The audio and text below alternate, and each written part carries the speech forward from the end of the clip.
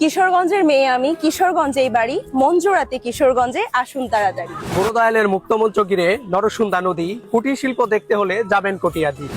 গুরুদয়ালের মাঝেই আছে বিশাল watch tower, প্রাণ জোড়াতে বিকালবেলা যাবেন হাওর পাড়।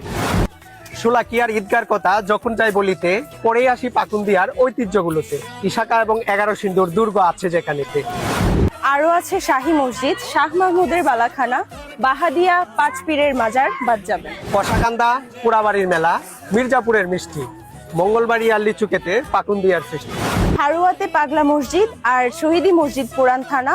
আরে বাকি আছে অনেক কিছুই, হয়নি কিছুই জানা। চন্দ্রাবতীর শিব মন্দির, ফুলেশ্বরী নদীর তীরে। এবার চলুন ঘুরে আসি ইটনা মিটামইন অষ্টগ্রামের নিরে। ইটনা আছে পাঁচ পীরের দরগা আর দেওয়ান বাড়ি, সাথে আছে সাহেব বাড়িও, সাত বিবির মাজারের সিঁড়ি। মিটামুনের দিল্লির আঁকা অষ্টগ্রামের সড়ক, দুই পাশেতে হাওর দেখে পড়বে না তো পলক। গাঙ্গাটিয়া জমিদার বাড়ি আছে হুসেনপুরে, চামড়াঘাটার ভৈরব বন্দর দেখতে যাবেন ধীরে। করিমগঞ্জ কুলিয়াচর সহ 13 থানার জেলা, গ্রামীণ ঐতিহ্য দেখতে দেখতেই কেটে যাবে বেলা। আরো আছে নিকলি হাওর, পাশে ছাতিচর, সৌন্দর্য দেখে আপনি হবেন যে বিভোর। ভৈরবের সিরাজদিয়া দরবার, নজরুল ইসলাম সেতু, মেঘনা নদীর ঘাট রয়েছে, আছে ষড়ঋতু। জারি সারি ভাটিয়ালি, লোককাহিনীর গান।